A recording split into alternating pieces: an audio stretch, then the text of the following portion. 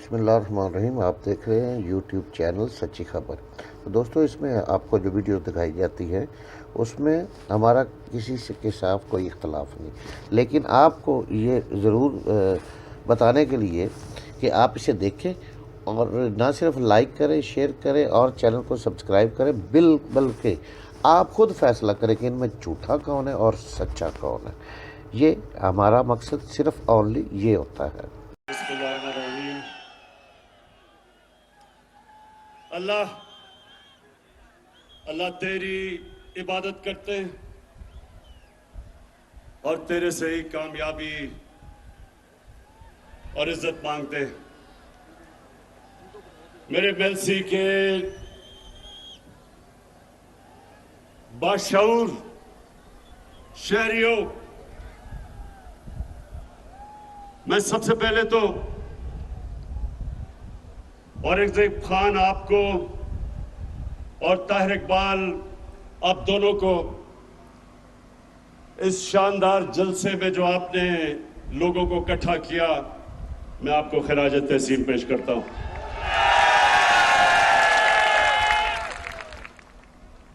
अब औरंगजेब, इतनी ज्यादा चीजें आपने मेरे से मांग ली,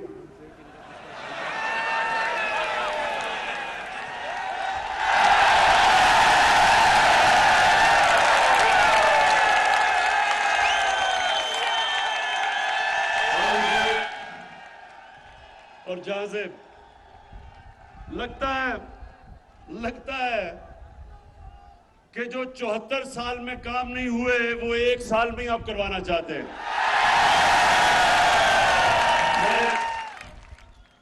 मैं आपको खुशखबरी सुनाता हूं। सबसे पहले तो मेलसी के लोगों, सबसे पहले खुशखबरी ये है कि हमारी फेडरल गवर्नमेंट ने फैसला किया है कि हम जनूबी पंजाब के लिए 500 अरब रुपया मजीद खर्च करेंगे। और अभी आपको उस्मान बुज़दार ने, आप ही के जनूबी पंजाब के चीफ मिनिस्टर ने इतनी लंबी चीजें बताई हैं कि जो जो आपकी ख्वाहिशें थी तकरीबन सारी उन्होंने कहा या इस बारी पूरी होंगी और या अगले बजट में पूरी होगी। लेकिन मेलसी के लोगों, इससे भी ज्यादा खुशखबरी आपको सुनाने लगा हूं।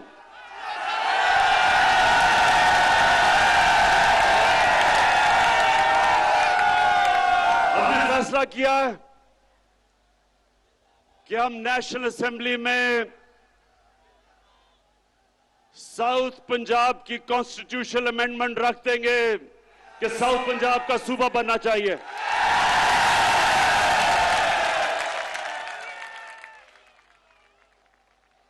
अब हम देखेंगे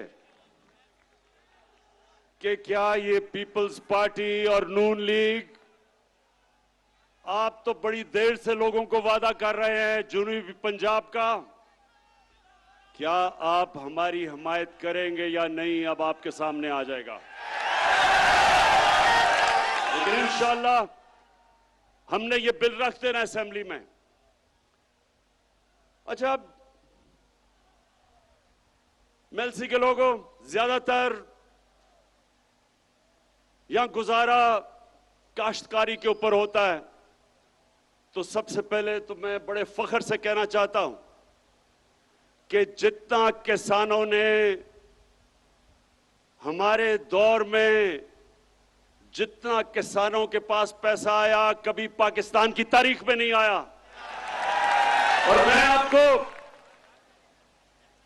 अब जरा, ये मेरे पास अदाद और शुमार है। मकई में हर एकड़ के ऊपर महंगाई के बावजूद जो मकई की फसल की कीमत बढ़ी है, 40,000 से 50,000 तक मजीद फायदा हुआ है किसान को।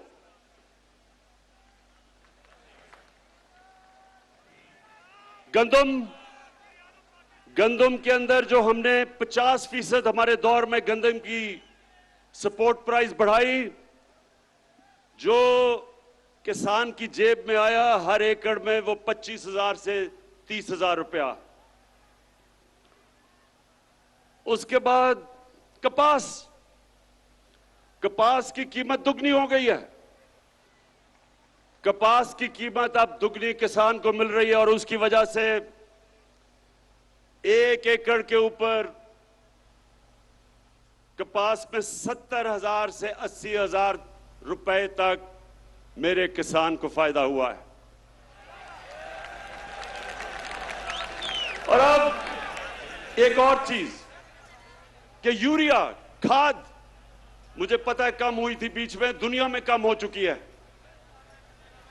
लेकिन अभी आपको मिलेगी। हमने बड़ी मुश्किलों से हमने खाद भी ज्यादा इस बार प्रोड्यूस की, ज्यादा गैस दिया, खाद की फैक्ट्रियों को बंद नहीं होने दिया, लेकिन उसके बावजूद हमने चाइना से 1 लाख टन खाद मंगवाई है, जो कि इंशाल्लाह 1 हफ्ते तक पहुंच रही है।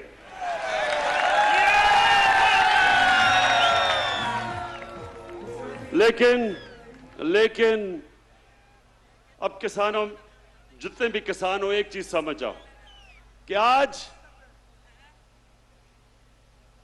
बाहर की दुनिया में खाद जिस कीमत पे मिल रही है, उससे 5 गुना कम कीमत पे हम पाकिस्तान में खाद दे रहे हैं आपको। 132 अरब रुपए का हम सब्सिडी दे रहे हैं। तो मैं इसलिए आज आप किसानों के सामने पहले ये जरूर बात करना चाहता हूं, और भी अभी बड़ी बातें करनी है मैंने, लेकिन मैं पहले अपने, क्योंकि मेरा ये ईमान है, जब किसान खुशहाल होगा पाकिस्तान तरक्की करेगा। और ये बड़े मुश्किल वक्त में आपको पता नहीं कि अल्लाह ने हमारी हुकूमत को किन किन इम्तिहानों से गुजारा है। पहले एक मुल्क मिला जिसको रे चोरों का टोला दिवालिया निकाल चुका था, उसको संभाला, और फिर जब वो संभल रहा था तो 100 साल में एक दफा इस तरह का बुरान आता है, जो कोरोना वायरस पाकिस्तान और सारी दुनिया में आ गई। और मैं अल्लाह का शुक्र अदा करता हूं कि हमारा वो मुल्क है जो दुनिया मानती है कि 190 मुल्कों में से वो 3 वो मुल्कों में से है जिसने सबसे बेहतर तरीके से इस बड़े बुरान से अपने मुल्क को निकाला है, अपने लोगों को भी बचाया, अपनी माइशत को भी बचाया। और उसके बाद महंगाई का समुंदर आ गया सारी दुनिया में। मेलसी के नौजवानों, आपको पता होना चाहिए कि इस वक्त दुनिया की तारीख में, यानी, और मैं तारीख की बात कर रहा हूं कि अमेरिका में 40 साल के बाद सबसे ज्यादा महंगाई आई है, बर्तानिया में 30 साल के बाद, जर्मनी में 26 साल के बाद, तुर्की में 20 साल के बाद। इतनी महंगाई दुनिया में जो आई है, उसके मुकाबले में पीपल्स पार्टी का जो 2008 से 13 का दौर था, उस दौर में ज्यादा महंगाई थी आज से। लेकिन इस महंगाई के बावजूद इंशाअल्लाह हमने पूरी कोशिश की कि आपके ऊपर हम कम बोझ डालें, और अल्लाह का करम है कि हमारी पाकिस्तान की तारीख में सबसे ज्यादा टैक्स इकट्ठा किया गया है। और उसकी वजह से मैंने 10 रुपए कम किया पेट्रोल और डीजल,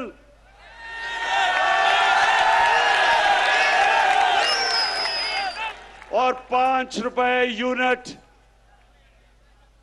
बिजली कम की। ये सिर्फ इस तरह हम कर सके कि हमारी एफबीआर ने रिकॉर्ड टैक्स इकट्ठा किया, हमारी कौम ने टैक्स दिया। और मेरा अपनी कौम से वादा है, जितना जितना आप हमारे टैक्स देते रहेंगे, वो सारा टैक्स मैं अवाम के ऊपर बोझ कम करने पे लगाऊंगा। और अगर ये जो ये जो भगौड़ा बैठा हुआ है लंदन में,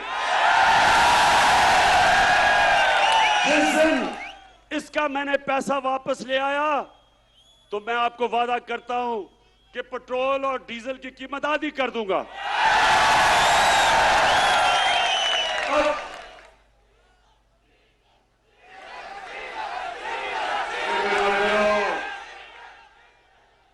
अभी फजलू डीजल पे भी मैं आ रहा हूं।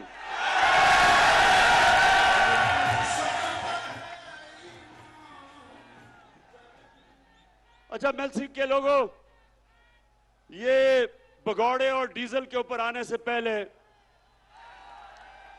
मैं सिर्फ आपको, नौजवानों, आपके लिए एक बात करना चाहता हूं। मेरे मां बाप एक गुलाम हिंदुस्तान में पैदा हुए थे, मैं पहला था। हम वो बच्चे थे जो आजाद पाकिस्तान में पैदा हुए थे। और मेरी हमेशा मां बाप ने भी मुझे याद दिलाया और हमेशा मेरे ज़हन में था कि कभी हमने पाकिस्तान को कभी किसी की गुलामी नहीं करने देना। और मेरे मेलसी के लोगों और जो पाकिस्तान के लोग टीवी पे ये देख रहे हैं, ये सुन लो, ना आज तक इमरान खान किसी के सामने झुका है, और इंशाअल्लाह जब तक मेरे में खून है मैं अपनी कौम को किसी के सामने झुकने नहीं दूंगा। अभी ये जरा सुने, यूरोपियन यूनियन के एम्बेसडर ने खत लिखा पाकिस्तान को कि आप रूस के खिलाफ उसके मुखालिफ स्टेटमेंट दें, उसके खिलाफ वोट दें। मैं ये यूरोपियन यूनियन के एम्बेसडर से पूछता हूं कि क्या आपने हिंदुस्तान को भी ये खत लिखा था? क्योंकि मैं अपनी कौम को याद करवाना चाहता हूं कि ये वो पाकिस्तान था जिसने ये नेटो की मदद की, जो वॉर ऑन टेरर थी, हमने उनका साथ दिया। मैं कभी ना साथ देता, मैं अपनी मुल्क को बाहर रखता उस जंग से, लेकिन उस वक्त का जो सरबराह था उन्होंने उनका साथ दिया। क्या मिला पाकिस्तान को? 80,000 पाकिस्तानियों की जानें गई, हमारा कबायली इलाका उजड़ गया, 35 लाख लोगों ने नकल मकानी की, हमारे मुल्क को $100 अरब से ज्यादा नुकसान हुआ। तो क्या मैं अपने यूरोपियन यूनियन के एम्बेसडर से पूछता हूं कि आपने क्या हमारा शुक्रिया अदा किया? क्या आपने कहा कि हां आपने हमारी मदद की थी, हमारी जंग में आपने हमें अप्रिशिएट किया? सारे नेटो के मिला के 10% भी लोग नहीं थे जो इस जंग में मरे। हमारे मुकाबले में जो 80,000 पाकिस्तानियों की कुर्बानी दी गई। तो मैं उनसे आज ये पूछता हूं कि बजाय आपने, जब हमने आपके साथ खड़े हुए थे, बजाय आप हमारा कम से कम शुक्रिया अदा करते, ऐसे आप में से लोग थे जिन्होंने अफगानिस्तान में जो जंग हारी आपने, वो पाकिस्तान को जिम्मेदार ठहराया था। शुक्र करना तो दूर की बात है। और दूसरा, जब कश्मीर में हिंदुस्तान ने इंटरनेशनल कानून तोड़ा, यूनाइटेड नेशंस की सिक्योरिटी काउंसिल की रेजोल्यूशंस की खिलाफ वर्जी करते हुए जो कश्मीर का स्टेटस खत्म किया, क्या आप में से किसी ने हिंदुस्तान से कोई राब्ता तोड़ा, कोई उनकी तनकीद की, कोई तिजारत बंद की? तो हम आपके सामने क्या हैं? क्या हम कोई गुलाम हैं कि जो आप कहेंगे हम कर लें? और मेलसी के लोगों, मैं आपको बताऊं कि इनको ये गलत आदतें पड़ी किधर से हैं। 2008 और 2018 के दरमियान में 400 ड्रोन अटैक हुए पाकिस्तान के ऊपर। जब जरदारी मुल्क की बड़ी बीमारी,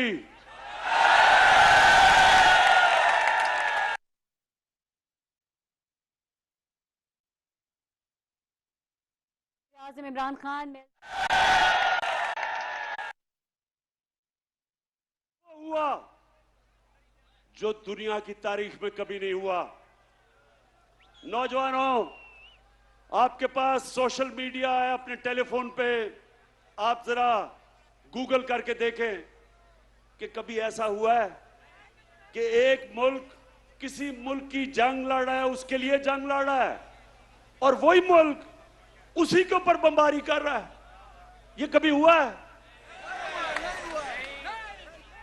और सवाल ये है कि ये दो डाकुओं ने क्यों नहीं उनसे पूछा, क्यों नहीं उनको कहा कि जब गांव के अंदर और हमारे कबायली इलाके पे जब ड्रोन अटैक यानी बम फटता था तो आपको पता है औरतें, बच्चे, बेकसूर लोग मारे जाते थे।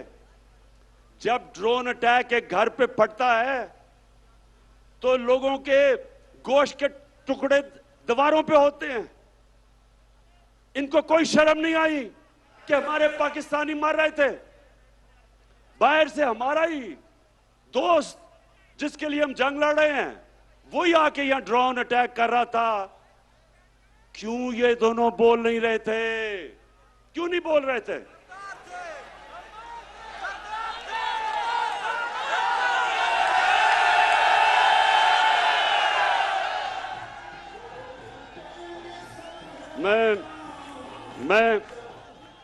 मैं आपको बताता हूं कि ये दो डाकू क्यों नहीं बोल रहे थे, क्योंकि इनके चोरी इस मुल्क से जो पैसा लूट के इन्होंने बाहर के मुल्कों में और बैंकों में और बड़े बड़े महल्लात लिए हुए थे, इनको डर था कि जिस दिन ये कहेंगे कि सर ये क्या कर रहे हैं आप, ये ना करें, वो इनकी प्रॉपर्टी जब्त कर लेंगे। आज रूसियों की जो उनकी मगरब में असासे हैं वो जब्त कर रहे हैं। इनको भी वही डर लगा हुआ था। तो ये पैसे के बुत की पूजा करने वाले चुप करके तमाशा देखते रहे और हमारे लोगों का खून होता रहा। बेकसूर लोग बेचारे कबायली इलाके में उनके बच्चे मरे, और वो जिसके खानदान में लोग मरते थे वो हमारे खिलाफ हमले करते थे, बदला हमारे पे लेते थे, क्योंकि उनको पता था कि हमारी इजाजत से ये ड्रोन अटैक्स अपने मुल्क पे हो रहे हैं। आप बताएं, जब से इमरान खान वजीर आजम बना कोई ड्रोन अटैक हुआ है? ना ही हुआ। और मैं आज अब सबके सामने कहता हूं कि कभी किसी ने कोशिश की ड्रोन अटैक करने की, मैं पाकिस्तान की एयरफोर्स को कहूंगा कि वो ड्रोन को नीचे गिरा दें। इसलिए कि यह कानून की खिलाफ वर्जी है। कोई दुनिया में कानून इजाजत नहीं देता कि आप किसी के मुल्क में आके अटैक करके और लोग मार दें। अंग्रेजी में कहते हैं जज, ज्यूरी, एक्सिक्यूशनर। ये किसी कानून के अंदर नहीं है, ये जंगल के कानून के अंदर है।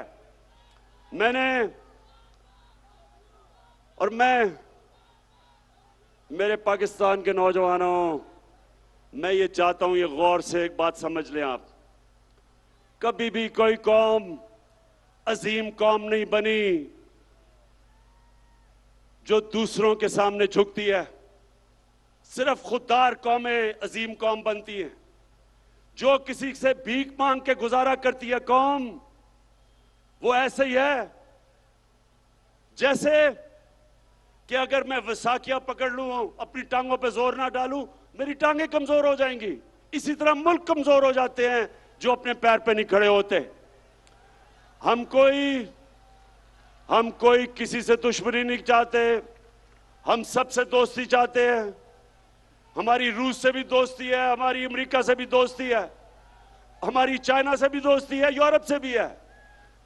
हम किसी कैंप में नहीं हैं, लेकिन क्योंकि हम न्यूट्रल हैं, इंशाल्लाह हम उन मुल्कों के साथ मिलकर एक दिन कोशिश करेंगे कि जो यूक्रेन में जंग है ये बंद हो। इससे बहुत दुनिया को नुकसान हो रहा है। इससे तेल की कीमतें आसमानों पे चली गई, गंदम की कीमतें आसमानों में, गैस की कीमत उधर पहुंच गई है कि ये यूरोप जैसे मुल्क, बर्तानिया जैसे मुल्क में इस वक्त लोगों को मुश्किल पड़ी हुई है। तो इसलिए हम जंग में किसी का साथ नहीं देंगे, अमन में सबका साथ देंगे। अब मैं अपने पाकिस्तानियों, ये जो अदम एतमाद की तहरीक है, इसके ऊपर जरा मैं बात थोड़ी सी करना चाहता हूं।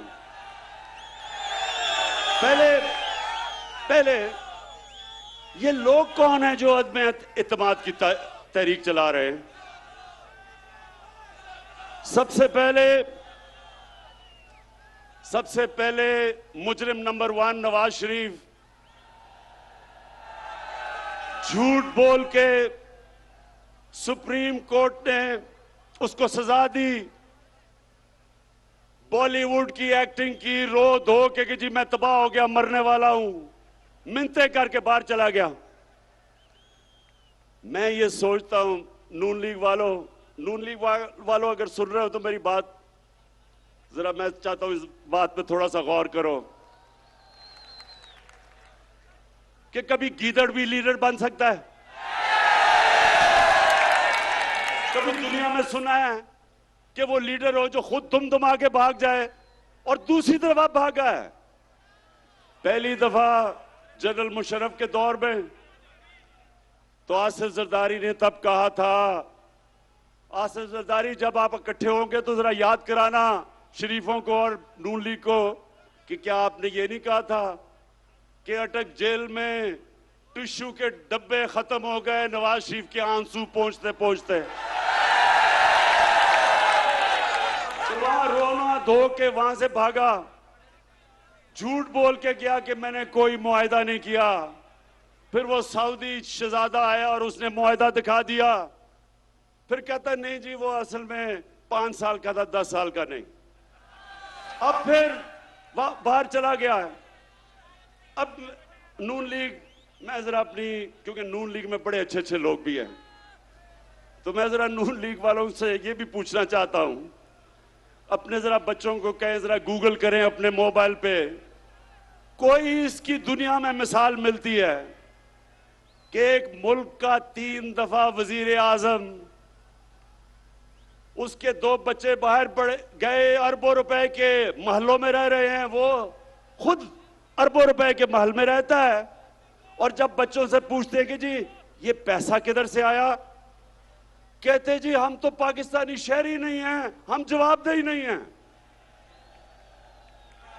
यानी 3 दफा मुल्क का सदर, प्राइम मिनिस्टर, इसका मतलब कि वो फिर ये सिर्फ पाकिस्तान को लूटने के लिए आते हैं, पैसा चोरी करके बाहर, छुट्टियां बाहर, ईद बाहर, घर बाहर, शॉपिंग बाहर, और पाकिस्तान सिर्फ लूटने के लिए रखा हुआ है। ये है नंबर 1 जो चाहता है अदम एतमाद की तहरीक हो, इसलिए कि वो चाहता है कि फिर से उसको याद आ रहा है कि कैसे उन्होंने मजे मजे से पाकिस्तान को पिछले 30 साल में लूटा है।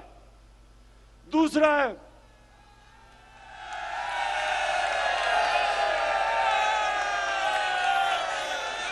है शहबाज शरीफ। अब ये शहबाज शरीफ कौन है? अगर आपने शहबाज शरीफ का पता चलवाना है तो कहीं से मकसूद चपड़ासी को पकड़ के ले आए। वो बेचारा मकसूद चपड़ासी, एक दिन उसे पता चला कि उसके बैंक के अंदर 375 करोड़ रुपया आ गया। ये इसी तरह ही था कि हुदैबा पेपर मिल में लंदन में काजी फैमिली बैठी थी आज से 20-25 साल पहले, क्योंकि इन्होंने तो पुरानी चोरी शुरू की हुई है ना, तो उनको पता चला कि उनके बैंकों में लाखों पाउंड आ गए। वो बेचारे हैरान किधर से आए हैं, पता चला यहां से चोरी का पैसा पहले उधर भेजा और उधर से रेमिटेंस दिखा के पैसा पाकिस्तान ले आए। तो शहबाज शरीफ, अच्छा अब इसका मैं आपको एक बताऊं, इन दोनों ने एक बड़ा ये हर कोई मैच खेलता है ना, तो इन्होंने एक मैच की एक टेक्निक निकाली हुई है। वो भगौड़ा जो उधर बैठा है, वो और उसकी बेटी, वो फौज को बुरा भला कहते हैं, और शहबाज शरीफ जो भी उसको बूट नजर आता है पॉलिश करना शुरू कर देता है। लेकिन शहबाज शरीफ, ये वो जमाना बदल गया है। ये वो जनरल जिलानी का जमाना नहीं जब उसके घर पे सरिया लगाते लगाते अब वजीर आला बना और फिर अरबोपति बन गए। जमाना बदल चुका है। आपको शहबाज शरीफ जो मर्जी आप कर लें, आपको जवाब देना पड़ेगा कि 16 अरब 1600 करोड़ रुपया आपके नौकरों के अकाउंट में कैसे आया। मैं फिर से नून लिख के पूछता हूं कि आप भी ये पूछे तो सही इससे कि 1600 करोड़ रुपया नौकरों के अकाउंट में किधर से आ गया। अगर हलाल का पैसा था तो अपने अकाउंट में लेते, क्योंकि आपने चोरी का पैसा था तो नौकरों के अकाउंट में। बेटे को भी इसने बाहर भिजवा दिया है, मकसूद चपड़ासी को भी बाहर भिजवा दिया है, अपने दामाद को भी बाहर भिजवा दिया है। भाई यहां तो अदालतें आजाद हैं, क्यों बाहर भिजवाया हुआ इनको। तो ये है दूसरा जो डरा हुआ है कि इसका केस आने लगा है और अगर केस आ गया तो इसने जेल में होना है, इसलिए ये भी जल्दी जल्दी अदम एतमाद की तहरीक में। और तीसरा है नहीं बीमारी, जरदारी। जरदारी का कमाल यह है कि जब बेनजीर इक्तदार में आई तो आते साथ ही एक साल ही नहीं लगा, सारी दुनिया में धूम मच गई मिस्टर 10% कि हर चीज के ऊपर 10% पैसे खींच लेता था। ये वो आदमी था जो बेम्बिना सिनेमा के टिकट ब्लैक करता था। उसके बाद जो इसने पैसा बनाना शुरू किया, इसके और नवाज शरीफ के ऊपर बाहर के अखबारों के अंदर मजमून आए, किताबों के अंदर इनका जिक्र आया, इनकी चोरी का। बीबीसी के ऊपर फिल्में बनी इनकी चोरी पे।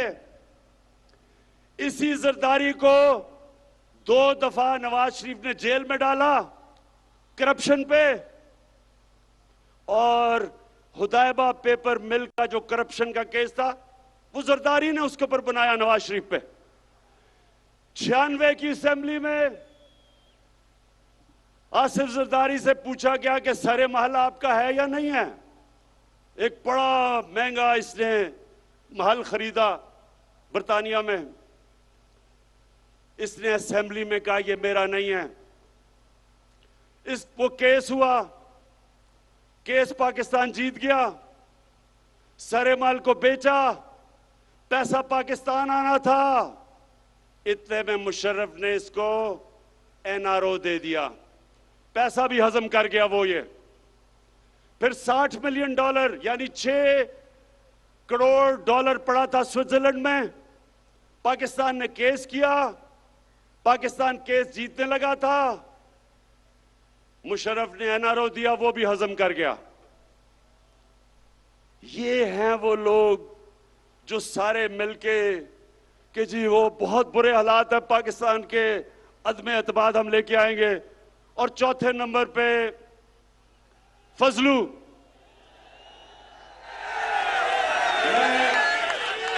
मैं इसको कभी मौलाना नहीं कहूंगा, क्योंकि मौलाना, हम अदब से मौलाना को कहते हैं। मौलाना पढ़े लिखे दीनी लोग होते हैं, हम उनकी इज्जत करते हैं। लेकिन जो डीजल के परमिट को बेच के पैसे बनाता है, और ये सिर्फ पैसे नहीं बनाता, ये ब्लैकमेल करता है। मदरसे के बच्चों को ले आया, इस्लामाबाद में धरना दिया।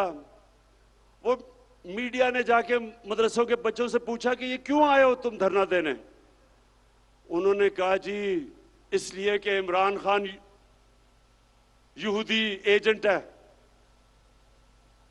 उन्होंने कहा कि ये यहूदियों का या साजिश कर रहा है पाकिस्तान में। मौलाना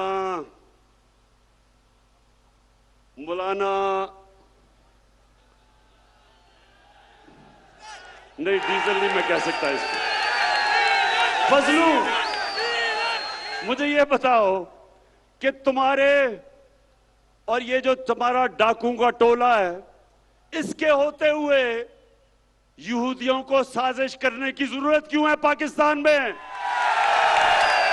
पिछले 10 सालों में 4 गुना, 2008 से 18 तक 4 गुना पाकिस्तान का कर्जा बढ़ा है।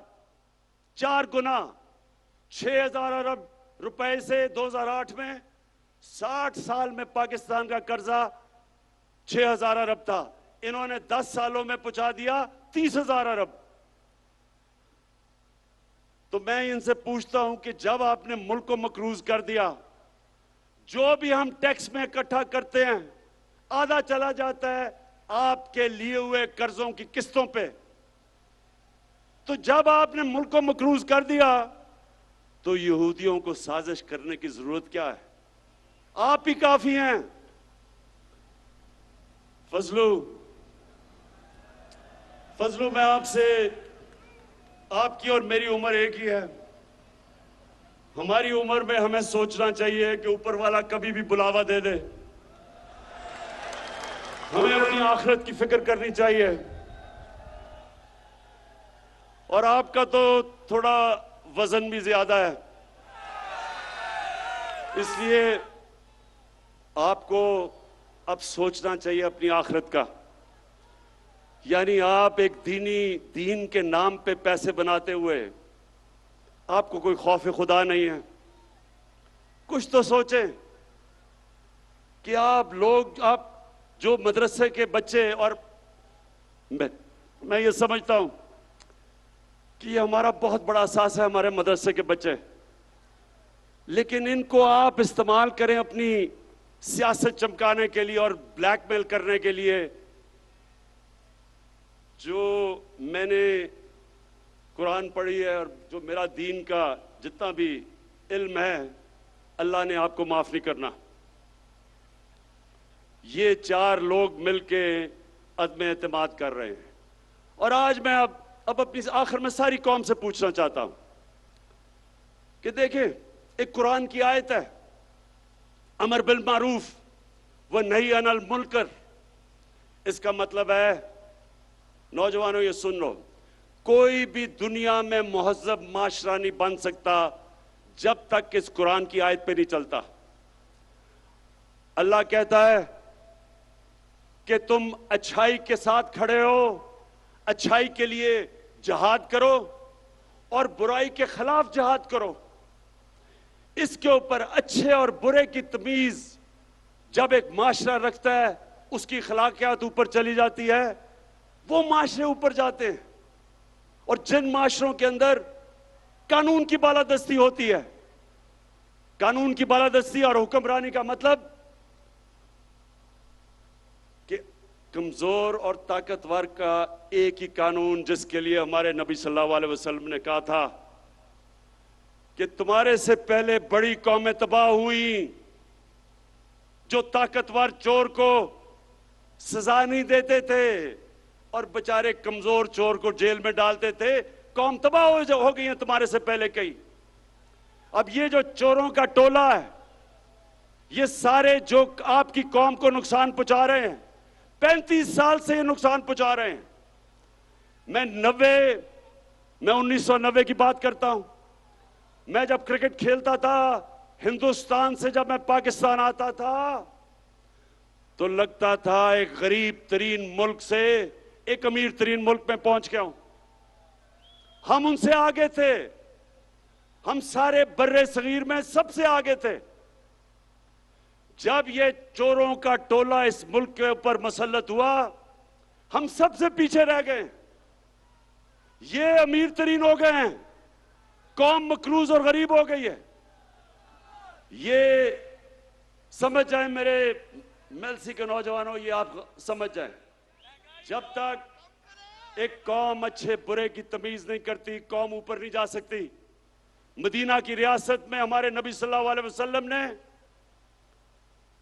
इखलाकियात के ऊपर अपनी रियासत की बुनियाद रखी थी और इंसाफ पे, उस पे वो दुनिया की अजीम कौम बने थे। जब इस तरह के चोर मिलके सिर्फ एक ही काम है कि बारियां लेते रहें, खाते रहें, जो इनको इत्तेसाब इनका करने लगे तो उसके साथ सब मिलके उसको गिराने की कोशिश करें, तो ये लोग, मैं अपने मीडिया से कहता हूं कि आप, मीडिया एक वॉच डॉग होता है, मीडिया का काम होता है लोगों को अच्छे बुरे की तमीज दें। आज मगरबी मीडिया कभी भी किसी के ऊपर चोरी का इल्जाम हो वो तकरीर नहीं कर सकता, वो मीडिया के सामने नहीं जाता। अगर कोई पकड़ा जाए करप्शन में, माशरे में उसकी सोशल बॉयकॉट हो जाती है, कोई उसके करीब नहीं जाता। तो मीडिया आपकी भी जिम्मेदारी है, आपके बच्चे हैं। मैं जो लोग आज मीडिया में इनकी हिमायत कर रहे हैं, इन डाकुओं की, मैं आपसे ये सवाल पूछता हूं कि क्या आप चाहेंगे कि आपके बच्चे फजलुर रहमान फजलू डीजल हो जाएं, या आप चाहेंगे कि मकसूद चपरासी वाला शोबाज शरीफ आपका बेटा बन जाए, या आप चाहेंगे कि भगोड़ा नवाज शरीफ बन जाए, और या आप चाहेंगे कि आपका बेटा जरदारी की तरह बन जाए? कोई नहीं चाहेगा। तो फिर आप क्यों इस मुल्क में अच्छाई के साथ नहीं खड़े होते? 30 साल से आप देख रहे हैं कि मुल्क से क्या कर रहे हैं। मैं आज आखिर में एक बात कह के अपना बात खत्म करता हूं कि मैं 25 साल पहले मैं सियासत में आया ही था इनका मुकाबला करने के लिए। जब तक मेरे में खून है मैं इनका मुकाबला करूंगा।